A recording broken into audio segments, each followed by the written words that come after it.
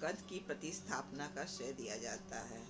जिस विश्वास, भावना और आस्था पर हमारे युग की बुनियाद टिकी है, उसमें कहीं न कहीं अनास्था, तर्क और विचार ने अपनी सेंध लगाई। कदाचित ये सेंध अपने युग की मांग थी, जिसका मुख्य साधन गद्य बना। यही एक कारण है कि कवियों ने गद्य साहित्य को भी अपनी प्रतिभा का परिचय दिया। हिंदी गद्य का आरंभ भारतेंदु युग से माना जाता है। ये कविता के क्षेत्र में चाहे परंपरावादी थे, पर गद्य के क्षेत्र में नवीन विचारधारा के पोषक थे। उनका व्यक्तित्व इतना समर्थ था कि उनके इर्द गिर्द लेखकों का मंडल ही बन गया।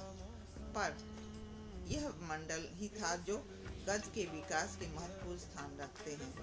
हिंदी गद्य के विकास की दशा और दिशा में आधारशिला रखने वालों में इस मंडल का अपूर्व योगदान रहा। इन लेखकों ने जब भी अपनी बात कहने के लिए निबंध विद्या को ही चुना। निबंध की युक्ति, स्वरूप एवं परिभाषा।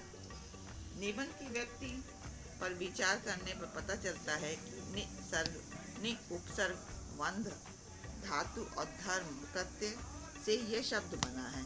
इसका अर्थ है बांधना। निबंध शब्द के पर्याप्त के रूप में लेख, संदर्भ, रचना, शोध, प्रबंध आदि को स्वीकार किया जाता है। निबंध को हिंदी में और अंग्रेजी में जैसे अंग्रेजी के एसे और फ्रेंच के एसाई का अर्थ में ग्रहण किया जाता है।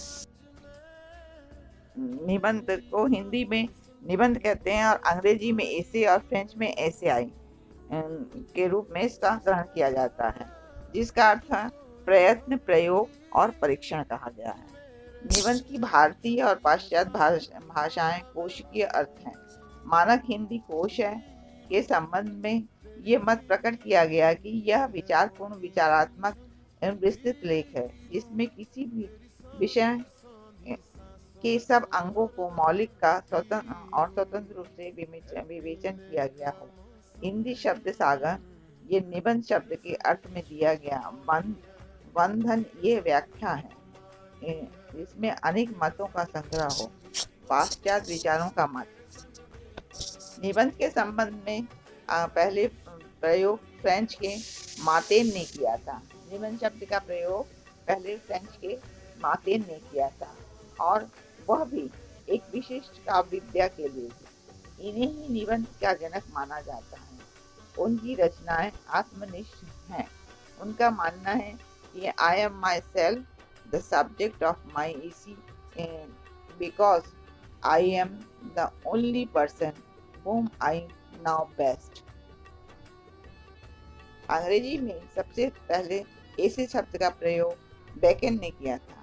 वो लैटिन भाषा का ज्ञाता था, जिससे भाषा में अनेक निबंध लिखे।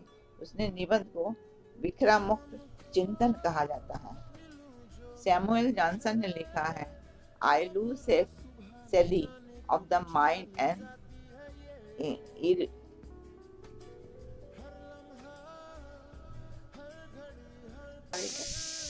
Regular and orderly composition.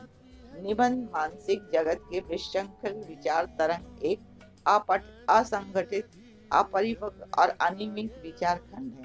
निबंध की समस्त विशेषताएं हमें ऑक्सफोर्ड इंग्लिश डिक्शनरी में दी गई इस परिभाषा में मिल जाती।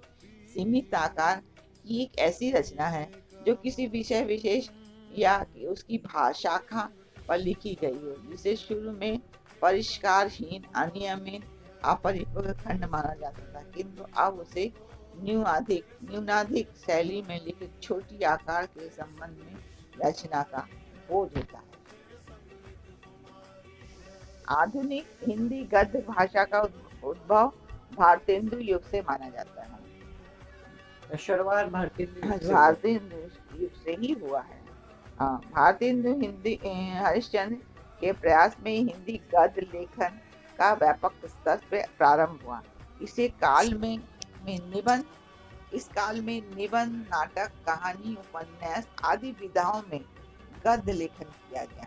माने किस में निबंध, नाटक, कहानी, उपन्यास आदि विधाओं में स्तर आदि तरह में गद्य का लेखन किया है।